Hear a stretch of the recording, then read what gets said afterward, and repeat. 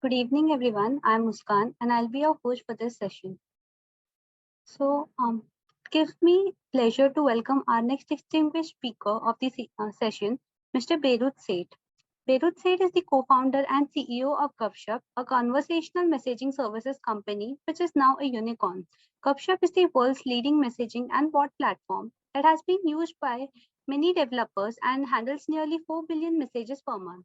It is one of the early startups incubated at the Society for Innovation and Entrepreneurship, SINE, IIT Bombay in 2004, and is perhaps the first unicorn from any academic linked incubator in the country. Sir has also founded Allianz, the world's largest online services marketplace. Before becoming an entrepreneur, Mr. Seth worked in the financial services industry at Merrill Lynch and Citicorp Securities. He is an alumnus of IIT Bombay and holds a Master's of Science degree in Computer Science from MIT. Besides, Sir is a frequent speaker at industry events across India and also holds two patents. He is a true inspiration for all the budding entrepreneurs all over the world. I welcome you, sir, for E-Conclave 2021 on behalf of IIT Bombay and everyone who has joined us in this session. Thank you. Thanks for having me. So today, as the moderator for the discussion, we have with us Mr. Saket Modi. Mr. Saket Modi is an entrepreneur, co-founder and CEO of Safe Security, a cybersecurity and digital risk quantification company.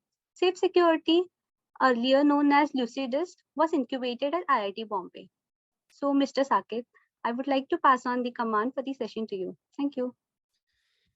Thank you, Muskan. And Beerud, sir, it's just such an honor to be talking to you. Firstly, I hope my voice is audible. Can you hear me all right? I can hear you fine. And please don't call me sir. Yeah, just use my first name. Thanks. Beerud, okay. Just, when you talk about seniority, and of course, you've been there, done that, it just comes out naturally. But I'm going to go with what you said, and we're just going to keep you to Beerud. But Beerud, thank you so much. And I think we're meeting again after, I would say, 2 months. And last time we met were in a place where we were all learning from the CEO of ServiceNow, Bill McDermott, and we clicked a picture and we sent that to Pointy ma'am. But it is so phenomenal to be in the Bay Area and at the same time get to learn from people like yourself and Bill and other people out there. So really excited to talk to you. I have a few pinpointed questions. Before I get into that, I just want to throw it open for you. If you want to give any opening comments about how do you want to set the tone of the conversations, and as we move forward, I have a few questions that I have thought about, and then we'll of course open it up for questions from the audience also. But Beerud, over to you just for your opening comments of as young people who are dialing in to listen to you as an inspiration, who are aspiring entrepreneurs, what would be the key message that you want to open with? Oh, well, I'm really excited and honored to be here at this event, partly because, I went to IITB, and obviously this event is being hosted by an entrepreneurship club at IIT Bombay, right? And in my time while I was there, right? So I was class of 91 at IDB, and there was nothing like this, right? I mean, there was no entrepreneurship club, there was no vision or idea about these things. So it's very exciting to see all these developments. I think it is a fantastic time to be young and graduating from school, because there's just so many things happening in India. Again, in my time, there was the economic opportunity just didn't exist locally. You had to come to the US to be able to do this. In fact, many of you may not even remember, but I think there was the foreign exchange crisis in 1991, and the government set in motion a whole bunch of new reforms and so on, right, which took many years then to play out and so on. So I think it's a great time to be alive. It's a great time to be thinking, entrepreneurial thoughts and ideas, to be trying it. I think the opportunity is immense, and I think anything I can do, if I can do my little bit in sort of sharing these ideas back with all of you guys. I mean, I'm just very excited to be able to do that. But I think the sky is the limit. The opportunities are immense, and you don't need to go anywhere. India is indeed the hottest market, right, for startups and entrepreneurship. There's just so much growth, and that's going to happen over the next decade or two. So yeah, I think just, I mean, those are some initial thoughts, and happy to elaborate more on why I think that, and you know, what people should do. But I think, yeah, just really happy to be here. No, Beerud, you've been there, done that. So you saying that means a lot. Let's take from the absolute ground zero. Let's take somebody who's in his or her final year or third year of undergrad today, who's listening to this conversation. And you yourself, you started your career with Citibank, with Merrill Lynch, and then of course went on to Upwork, and then co-founded your own startup, right? Now, today, when somebody's in their third or fourth year, let's start from the absolute ground zero. What do you think that they should be aspiring towards? Because literally in the next 1 week, I'm going to the campus for recruitment, and I'm in a way competing with McKinsey and Amazon and Apple and everybody which is coming out there for the same set of talent. So what do you think for somebody who's coming out fresh today from IIT Bombay, what should be top of their mind? Let's start from there, and then of course we'll build on to the career path that you've seen, Beerud. Oh, you're probably competing with unknown startups that they're going to start themselves, right? Not just the McKinseys and the Amazons. Yeah. So I think, well, firstly, entrepreneurship really is a state of mind. Okay. It is a problem solving mindset. It is about saying, okay, here are the challenges, or here's the world as it is. And an entrepreneur sort of says, okay, here's a vision for how it should be, in a way that could be better, could be cheaper, could be faster, sort of any solution, and probably technology related, but doesn't have to be, but any solution you can come up with to a problem like this, right? And I think in my time, for example, I had no idea while I was at IIT what I wanted to do. I didn't even fully have a clear view of what entrepreneurship was, and so on. But at least the way I think about it, I loved problem solving, and at that time that meant puzzles, and I had done very well in Math Olympiad, and of course JEE and all the courses and so on, and it just really enjoyed sort of solving problems of all kinds, and really I mean, that's one part of it. The other part of it is just all the social interactions in IIT, right? I mean, just look around you, your batch mates, your hostel mates, your department mates, they're all going to become your co-founders and partners as you start things. When I founded Upwork, my IIT classmate Sanjay was my co-founder, and when I started Gupshup, another classmate Vishy was also my co-founder. So these relationships that I formed at IIT, they carry you through life. I mean, they're still my closest friends and colleagues and things like that, right? So I think both of those, right? It's a very fertile environment for ideating, creating new things, and so on, and also just the foundation for all the relationships that will drive your entrepreneurial idea. So if you have some ideas, great, but even if you don't, that's fine too, right? Because sometimes to come up with problems, you have to be in the real world to see what the problems are, right? And often, I mean, IITB is a bit of a bubble, right? You sort of you're focused on a different set of things, right? How to get my grade in a certain course and things like that. But don't underestimate, just the social interactions. At our time, there was the PAF, the Performing Arts Festival, or the intersports things, and so on, because those are the relationships that creates founding teams and so on. So I think, yeah, just enjoy the experience to the fullest, whether it's the social part or the academic problem solving part. But both of those really are going to be essential prerequisites for whatever you do later. Yeah. So Beerud, let me even take it one step further.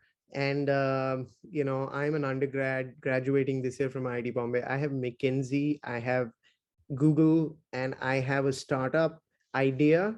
And at the same time, there's a startup chasing me to go ahead and recruit me. These are the 4 options I have. What should be, in your view, of course, there'll be subjectivity around individual people, context, but at a law of averages level, what do you think should be the most exciting thing that a person should be looking at from a career perspective?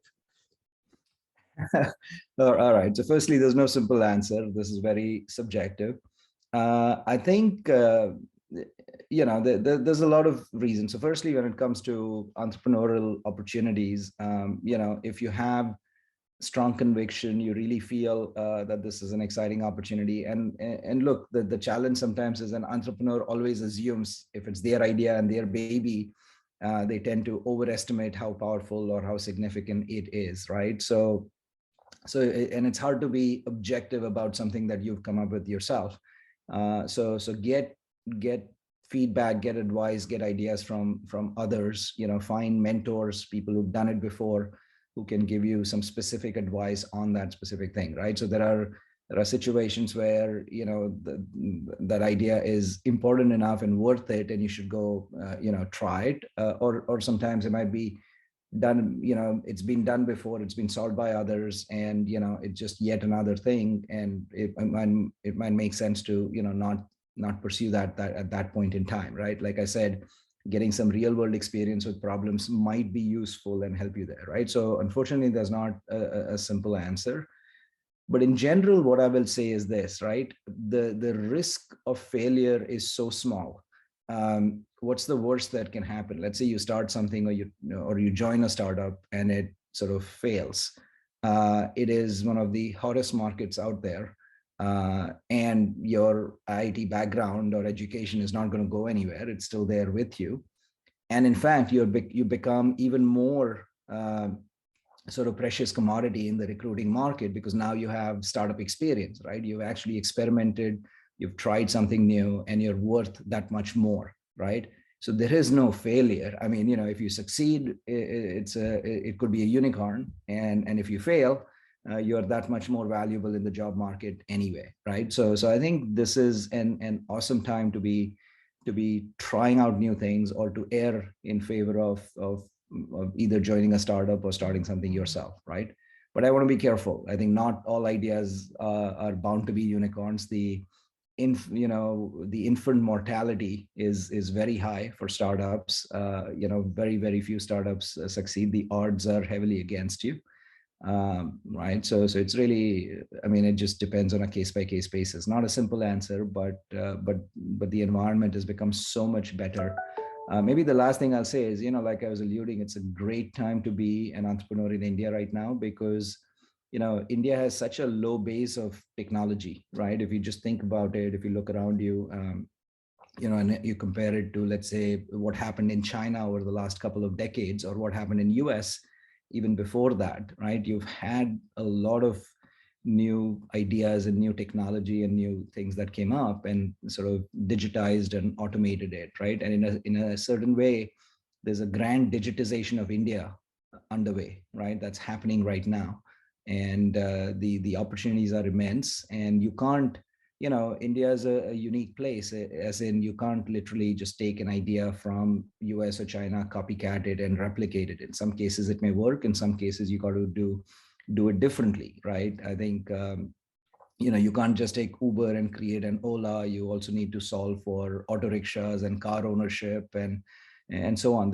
Or even e-commerce, right? You need to solve for cash on delivery, or other kinds of the last mile into villages and so on. So there's enough differences for these solutions in India, and I think India is a very, very fertile ground. There's just so many opportunities, and if you have an idea and it delivers some value to a customer and so on, you can have, and plus you can have multiple successful companies. It's such a huge market, with even local different states having so many differences and so on. So I think it's probably the best environment there is. And maybe the last part is, even the venture and investing and the mentoring ecosystem is now emerging, right? In my time, there were no role models, right? There's nobody who started companies in India, but now you're seeing exits, and you're seeing 75 unicorns just this year. I mean, you have so many role models, you have mentors, you have ideas, you have opportunities and playbook, right? So that can-do attitude is right there. So exciting time to be doing this. Yeah. So just, if I got it right, and you can correct me if I'm wrong, big company experience versus startup, whether it's your own startup or being a part of a startup, in general, and of course there can be exceptions, it's a great time to be in a startup or do your own startup. But what you're saying is, in both the cases, you want to be very close to the customer, where you want to know the exact problems, because generally startups go wrong. And this was a very interesting survey done by Harvard Business Review, where it says 86% of funded startups fail.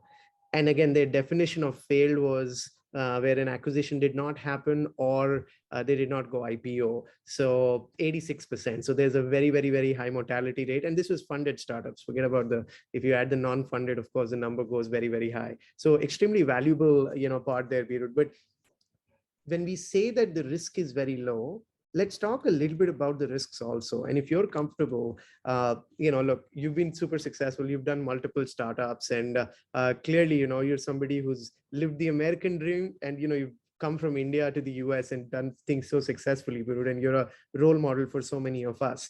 But very often we miss out talking about the failures, because in the good story, it almost seems like, oh, one fine day we were a unicorn and you're always destined to be a unicorn. So if you're comfortable, can you share maybe a few examples of things where things really went south and things were really, really very difficult? And just so that, we get a perspective about, all great things come with real challenges, where maybe existentially there was a crisis. I know Jack Welch used to say this when I was reading his biography, that you're never a real company till the time you had a near-death experience as a company. The moment you have that, that is the time you become a real CEO in a real company. Now, I don't know how much you believe that, but that's Jack Welch. But, your thoughts on those lines, Beerud, and any of your experiences that you can share with us on failure of, what you saw, which was pretty critical.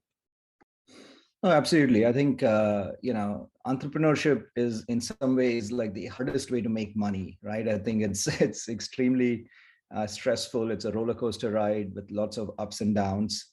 And the up moments are extremely euphoric. You feel like you're on top of the world. And then the down moments are very depressing and very stressful, near-death experiences, like you said. And I think, just think about firstly how long some of these companies take. And in my case, right, I think Elance was the company I founded, which is now called Upwork. It took 20 years from founding to IPO, right? And I joke that it was an overnight success, 20 years in the making. Right now, to be fair, I wasn't at the company all of those 20 years. I was there for about 8 or 9 years. Then I was on the board for another 8 or 9 years, and then it went public, right? And then when I left my operating role after the first 8 years, then I started Gupshup, which again has been about 15 years, and hopefully will do an IPO soon, right? So I'm still ahead of my track record, and so on. Now, firstly, most of you guys coming out, you're probably not even, think about it. Your entire life, as you know, it is about how long it took to do this. And by the way, in that many years, I think there were many stressful moments and near-death experiences, like you said, right? I think, like in our case in Elance, right, in 2001, there was a whole market crash, right, which lasted. The effects of that lasted for 3, 4, 5 years. And imagine all your customers suddenly have no money, and your market sort of disappears, and you have to change your strategy and do different kinds of things. You have to lay off half the people. You hired a lot of people with a lot of ambition, and now you have to lay them off. Again, that can be very stressful at a personal level. You have no visibility, no hope, and it's okay, right? If it's stressful, think about it. Your exams, your NSEMs or whatever, you might have a stress for a month. Well, try that for a year, and then for 5 years and 7 or 8 years, and it just sort of, it can be really depressing. And while you're trying to still lead a life, and you may be married, and you may have kids, and so at different stages of life, right? And it's okay to go through stress yourself, but then you're subjecting your family to a lot of this as well, right? So these can be very stressful moments. Or let's say you built out some even at Gupshup, right? We actually started with an SMS-based social network, right? Which grew enormously successful. We had 70 million users, much bigger than Twitter and Facebook in 2010. And then we realized that, successful as it is, we could not continue to subsidize it or even monetize it. And we had to do a complete pivot. And that is extremely stressful because one moment you're sort of excited that as to how big it could be, and then the other moment you're sort of just going to completely modify it and change it. And then we went through, we nearly ran out of cash, right? You're barely 1 or 2 months away from meeting payroll, right? Meaning you won't be able to pay your own employees for some time. So I think these are extremely stressful moments, and those things last. Sometimes in fact, in 2008, by the way, there was another market crash and crisis, right? And many of you may not even remember because you've just seen stock markets go up and to the right, but it doesn't always happen that way, right? These cycles, these business cycles happen and will continue. So I think these are very, very scary, and these are like horror moments, right? And so when you go down the entrepreneurship path, I mean, don't go in with rose tinted glasses. Don't assume that it's all going to be fantastic and fun and so on.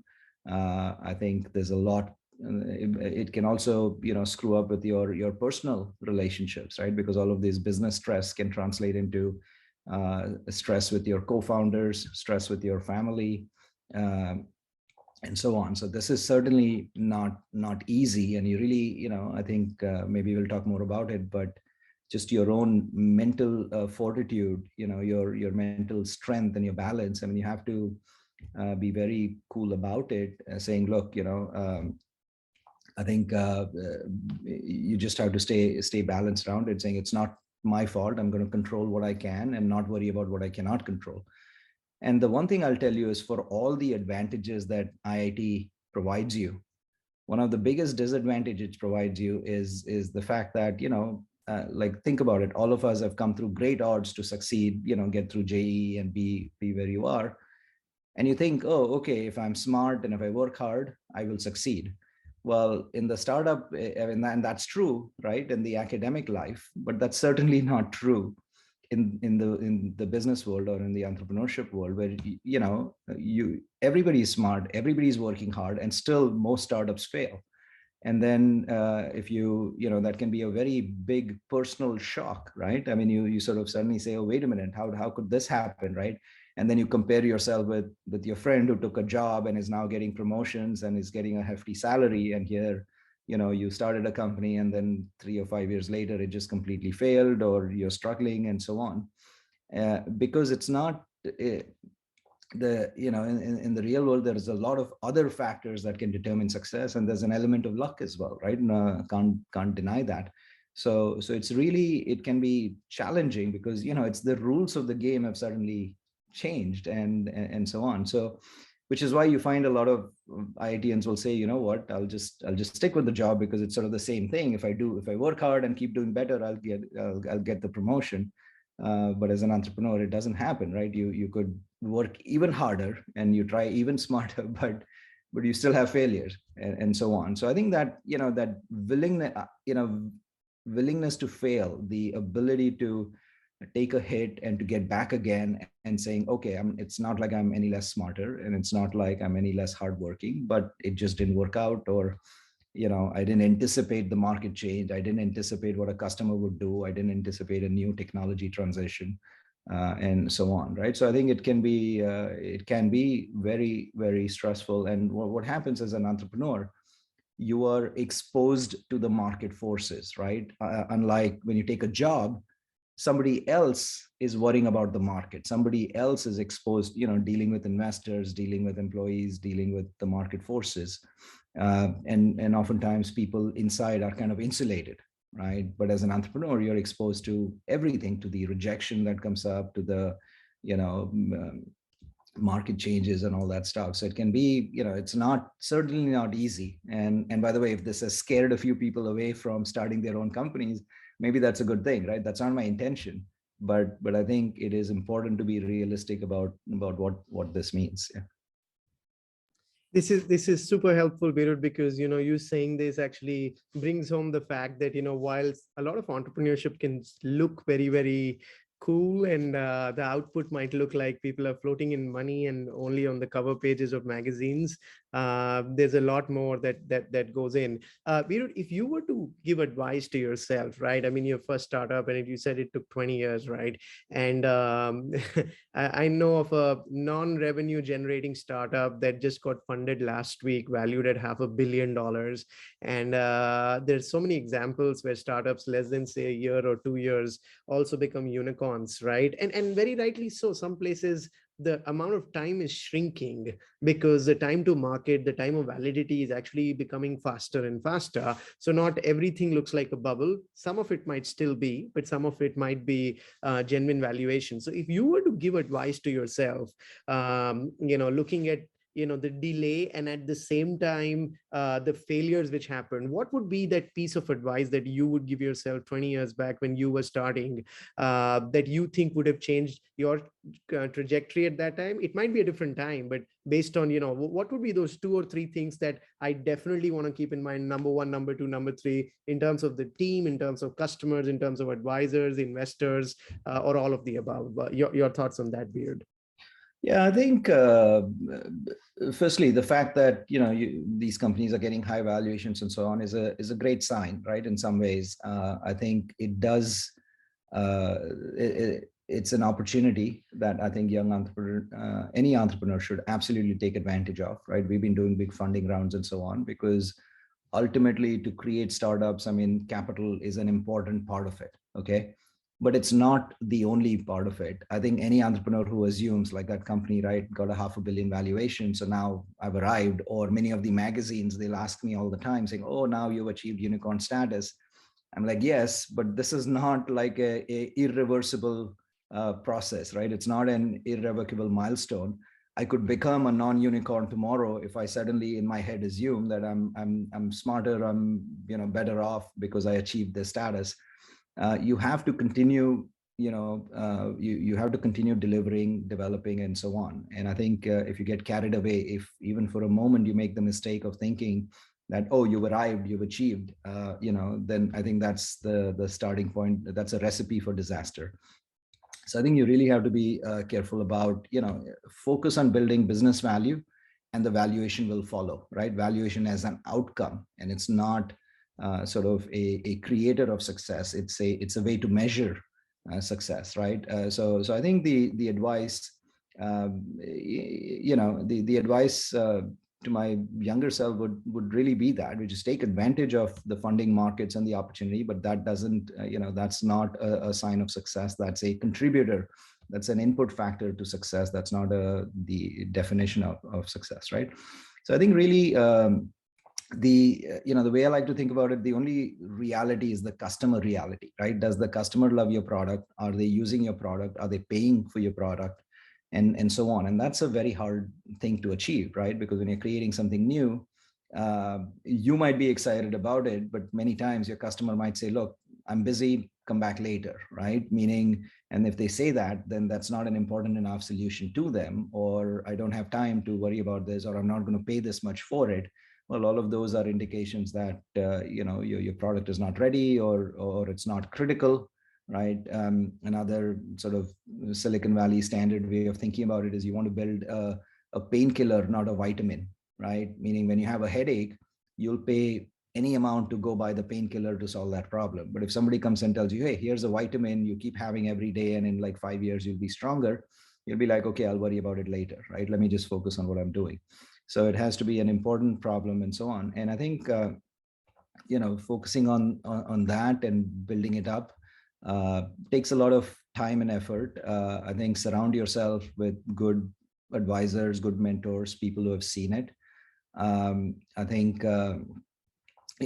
maybe an analogy, like at least, in computer science, right? There's this thing called search, right? Gradient search, which is you're trying to find the global maxima on some graph or something, right? And as you know how that works, right? I mean, you try something on the right, something on the left, and see which path kind of goes higher up, and then or lower down, as the case may be, and then you optimize towards that.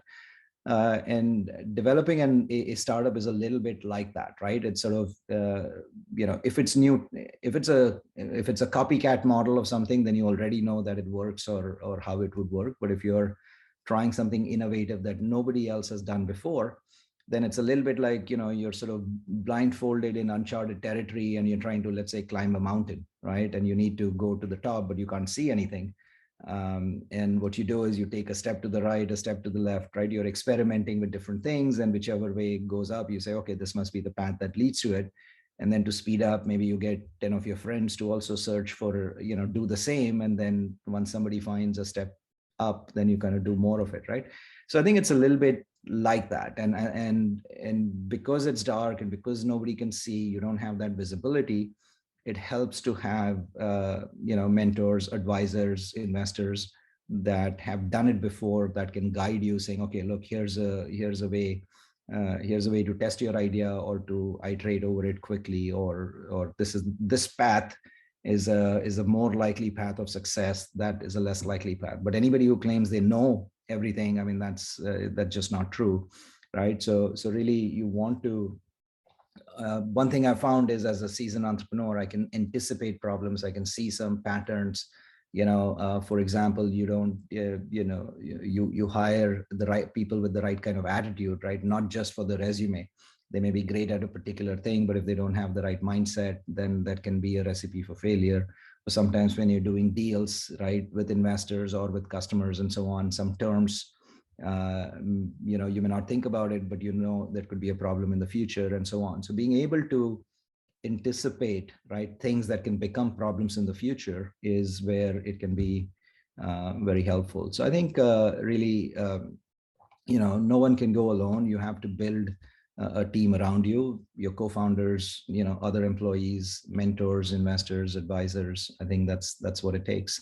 But if you think about what's special about Silicon Valley, right? Why is there such a high density of successful startups? It's really because there's a very, the shared experiences out here are just deep, because lots of people have tried startups, have tried different things, succeeded and failed, and live to tell that experience, right? So you'll have people sharing that experiences with other startups, saying, look, try this because it's a good marketing strategy. Don't try that. I've tried that already and that failed. Or hire this kind of person, or I've heard great things about that, or here's a template that works very well, and so on. And I think India is now starting to build it, right? We don't have that yet in India, right? I mean, you barely have startup exits, and therefore you don't have the number of entrepreneurs who've tried different things in different spaces and so on. But I can easily see that happening, like in a few years, right? Given that there are so many unicorns, and some might fail, but many of them will succeed. And as that happens, then that all of that cycle repeats, and I think it'll happen. So anyway, I think long story short, just get people who've tried different things before, and they can advise you and help you go faster. Beerud, again, I will summarize what you're saying, but I want to go slightly deeper in a few points, because I'm sure a number of people will have this question. For example, you said, don't hire people for their profile or CVs, hire them for the right mindset. You also said that, get the right mentors and investors who can help you with seeing the journey. How can somebody find, because recruiting, as will be the number one job after setting the vision of the company of a founder and CEO. Like, what are the questions that you look for when you double click on a person, which is beyond the profile of a person, that help you determine whether they have the right mindset or not for joining the startup? There's an analogy that, again, if you Google it, right, about the kind of people that you need at different stages of life, and it's a military analogy, right? So in the early stages, you need sort of the commando type people, right? And the commandos are, they don't need a lot of support. Everything they need is on their backpack, and you sort of parachute them deep into enemy territory, and they would create maximum damage with the least amount of support and resources, and they'll establish a beachhead, right? And once the commandos have done that, then you bring in the military, right, which needs a lot of supply chain and support, and they operate in a structured manner, large groups of people, with a lot of infantry and so on. and which can expand from that initial territory into a larger area. And finally, you bring in the policemen, the police people who would maintain law and order and just make sure that there are no problems and so on, right? So a startup life is a little bit like that, where in the early days, you need versatile people, right? Who are willing to roll up their sleeves, do whatever is required, right? Today, you're doing marketing, tomorrow you're doing, engineering, day after it's sort of some fundraising and customer support and whatever it is, right? Doing whatever it takes. There's no ego. It's like, yeah, okay, if you're doing this, I'm going to take care of this, and just do really whatever it takes to get that initial sort of customer validation and success, right? And once that happens, then you want to bring in specialized people, right? A specialized marketer, a specialized salesperson who have experience and expertise in that particular area, and then sort of can help you scale up beyond that. And finally, maybe in the third stage, approximately, then you want to bring in managers and people who can make sure that everything runs and the systems continue to operate and it's not breaking, set up the processes and the guidelines and so on, right? They can mentor people and things like that. So I think so it really depends on the stage of the company, but coming back to earlier stages, if that's what you're asking about, right? I think really you can tell somebody who's versatile, who's flexible. Sometimes it just you can ask them kind of questions saying, okay, if you had to do this and that, right, would you have the flexibility? Would you be willing to do that? Or sometimes the candidate in response, the kind of questions they'll ask, if they ask you, okay, who am I going to report to? What is my job definition? What is my role? What will the other person do? What will I do? Well, those are all the wrong kind of questions, right? Because a commando type person is not going to worry about any of that, because today my boss is this, tomorrow it'll be that. Today my job definition is this, tomorrow it'll be something else. They're just like, look, I'm excited about this. I want to do whatever it takes. I'm super comfortable. Another thing is you want to hire missionaries, not mercenaries, right? I think some people, and I struggle with it, right? Because, okay, now we are a unicorn, we pay well, but anybody who's over optimizing on, let's say, the salary, it's kind of the wrong thing, right? It's like, look, firstly, at an early stage of your career, optimize for learning, not for compensation. Or at least not for salary compensation. I would rather they negotiate for equity compensation, because that tells you that they're interested in the long-term growth of the company, as opposed to just cash here and now. And not only that, I think the right kind of employee with a long-term mindset will be passionate about what you're doing, right? They're not passionate about, even if they're comparing multiple jobs, it's not just, oh, who's paying me, like 1% or 5% more. It's about, okay, who's doing the kind of things that I'm interested in. And if they're really passionate in your product, in your space, or with your team, and they like working with you guys, I think that's an important sign, right? So really, they are focused on the right thing. They're optimizing for the right thing, right? So those are some indicators for hiring the right kind of people. Maybe the only other thing is, you don't want people who are jerks, right? And what I mean by that is, it takes an enormous amount of teamwork and collaboration, right? And anybody who sort of says, oh, I'm smarter than the other person, I'm better than the other person, I'm not going to share, I want to be the hero. All of those kind of personalities are going to struggle, right, in something that's an intense amount of teamwork, right, where and in a highly stressful situation, right? And it's okay to have conflict, but if there's a foundation of trust, right, like I was saying, my classmates were my co-founders, and I trusted them immensely, right? So even when it's stressful, it's like, hey, you didn't deliver that, why didn't that happen? It doesn't become an ego problem. It doesn't become, sort of a challenge and break up the company culture and so on, right? So it's really it's really important that you develop a very strong team with the right culture and so on. And that's why oftentimes, right, your batchmates, classmates, if you have a connection or a relationship, that makes it easier. Doesn't have to be exclusively that, because obviously as the team is growing, there's only so many batchmates you'll have, right? But you can expand beyond that, but just look for those attributes and they'll be helpful.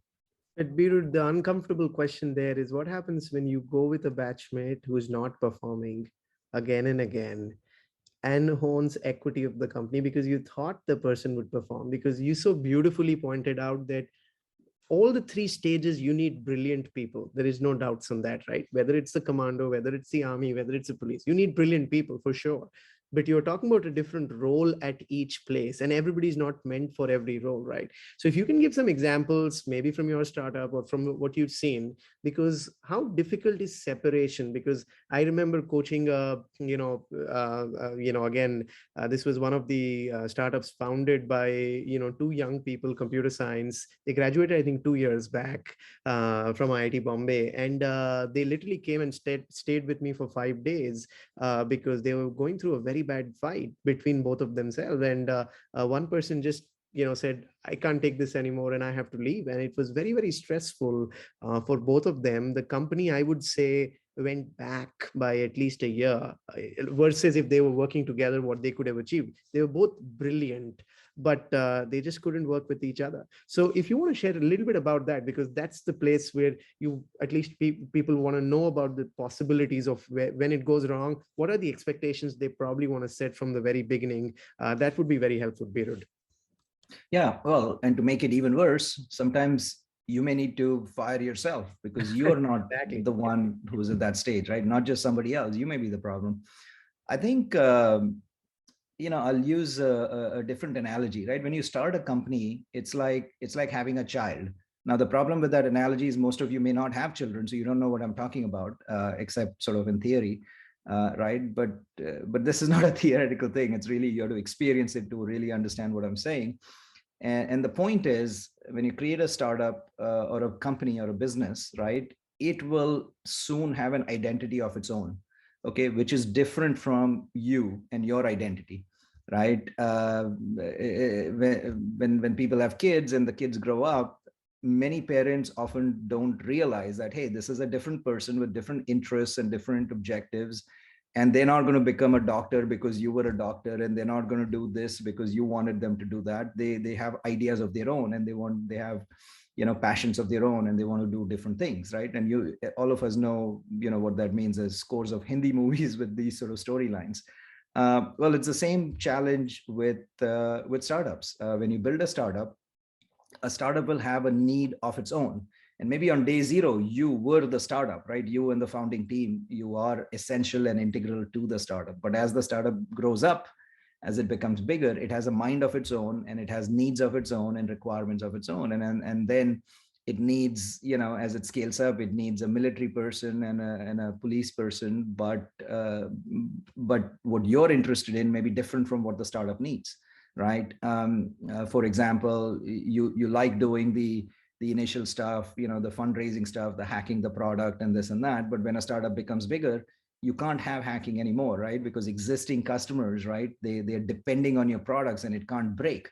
While in the early stages, it's okay because you didn't have any customers and you just quickly make up something. And if it works, great. If it doesn't work, no problem. Nobody noticed it. You can't do that with real customers. Or your strategy can change every day when you're a small team of 3 or 5 people. But you can't do that when you have 100 people and they're depending on you, and you can't kind of have a whipsaw where today you say this, tomorrow you change your mind, day after you change it back again. Well, you can't do that, right? So scaling up, so like I said, the startup requirement, so one of the hardest thing founders have a difficulty with is separating themselves from their company, right? Or the other way, because you have to think of the two as separate. And when you're creating, the ultimate form of sacrifice as a founder is just like a parent, which is you prioritize the startup need over your own personal need, what the startup needs over what you need, right? Because look, you started the company, you want to be the hero, you want to be the leader of the company. But if the startup needs a different leader or a different hero, I think it's the ultimate form of sacrifice to say, okay, maybe I'm not the right person, or maybe one of the co-founding team is not the right person, and so on. And that takes an enormous amount of maturity, and common sense, which is actually very uncommon, right? People struggle with this. It's really, it's such a difficult conversation to have, where in the example you gave, where two founders, they were batchmates, they were classmates, and there's so much sort of history, right, to get to that stage. And you say, look, I sacrificed blood, sweat, and tears, and now you're going to fire me, or now I can't do this. Without me, the company would not have succeeded. And then the answer is yes, all of that is true.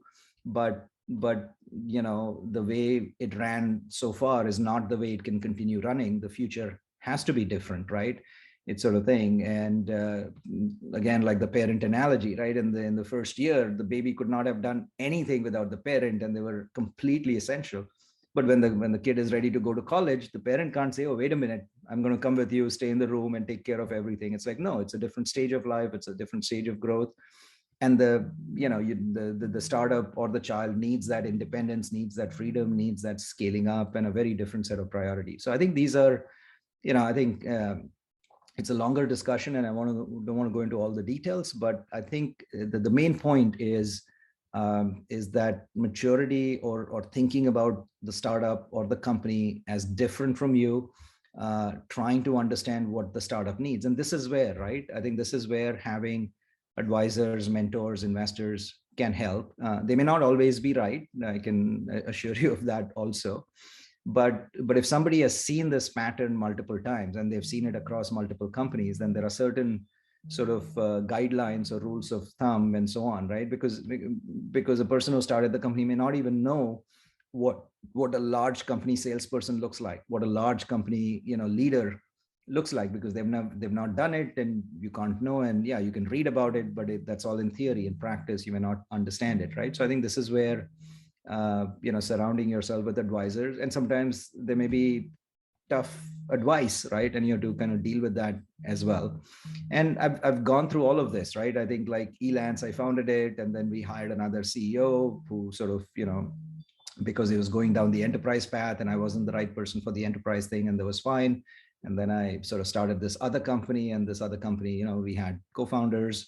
There were multiple ones, and some of them were not a good fit, and we had to go through it. And the best way, maybe the simplest advice, is you have to separate the personality or the relationship from the situation, right? You kind of have to depersonalize it, right? It's not about you're a bad person. It's just that, what the company needs is different. I mean, you're a great person. I still love you as a friend. We are still, that relationship is still, hopefully intact. But what the company needs is different from what you have, and what you did so far was great, very grateful for it. But going forward, that cannot continue, or it has to be a little different, or somebody else has to do it. Maybe there's a different role, and so on, right? And these are very sensitive, very difficult, very challenging and stressful conversations, right? And if you've never experienced it, you'll agonize with it for like days or weeks, and still not get it right. But I think there's, with experience, you'll get better at it. Yeah. What I'm hearing there is, Beerud, and you can correct me if I'm wrong, what you said, and I'm just conscious of the time also, we left with 5 minutes, but just summarizing my understanding, it always starts with understanding the customer problem in true sense, because if that is not there, no matter what teams you have, et cetera, there'll always be. Now, you always iterate towards the solution, of course, and that's where you can almost think of team and customers, because while Amazons of the world aspire, the vision statement of Amazon is to become the world's most customer-centric company in the world, right? That's Amazon. Their number one value is their customer. Jeff Bezos very famously says, they leave one chair open in all of their meetings, because that one chair belongs to the customer, so that every decision you make, you think about the customer. But there is the other example of Richard Branson, who runs Virgin, which says, no, I'm not a customer first company, I'm an employee first company. Because when you have a lot of very happy, very, very passionate employees about solving a particular problem, the customers are automatically happier. Again, I don't think there is a right answer there. These are two different ways. I actually look at both of them as two sides of the same coin, because a lot of happy employees, which are very motivated to make things happen, automatically get happy customers, and a lot of happy customers make happy employees. But to put that together, you're saying the culture becomes very, very important, of making sure, and how do you build the right culture is where you get the right mentors externally, or get the right people internally, and put that together. So that was my little understanding on those lines. So again, we just left with 4 minutes. There were a few questions which are specific to your domain. So I didn't ask because there are a lot of people which are not from your domain, and I wanted it to be about entrepreneurship and not a particular thing. Two questions. One, any final thoughts that you have for everybody here? And secondly, if they want to reach out to you, what should be the best medium? If they want to get you as a mentor and advisor, what can that be, Beerud? Yeah, I think, sure. I think in terms of final thoughts, I think just to summarize some of the things I've said, it's a fantastic time to be an entrepreneur. There's a lot of opportunity. If you have any ideas and so on, it's a good time to try them, to flesh them out. By the way, the cost of creating startups has declined dramatically with cloud computing, with the ability to, even with Upwork, where you can get designers and freelancers to do a little bit for you and doesn't cost a lot. So I think it's sort of, it allows you to do more experimentation and so on. And then plus IIT itself is such a, thriving community of people experimenting different things. So you can see what's working, what's not working, and so on, right? So I think there's a ton of opportunity, but, don't go in with the rosy, rose-tinted glasses. I think be aware that it'll be challenging. Do it for the right reason. Don't do it to just, show off the other person or just on an ego trip. It does take an enormous amount of ego and confidence to say I can create something. So that's good. But you also have to be sort of, detached from it, saying, look, the customer reality, like we discussed, is the only reality.